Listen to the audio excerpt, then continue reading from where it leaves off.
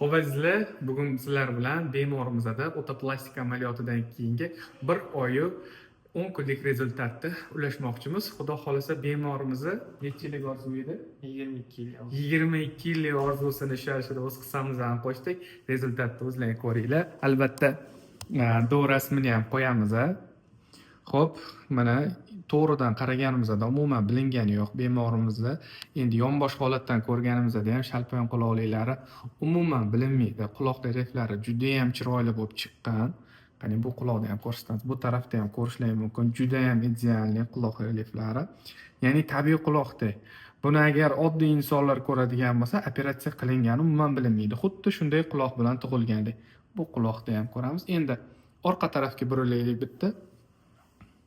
Orqa tomondan ko'rganimizda ham umuman biz unday chandu narsalar ko'rilmaydi azizlar.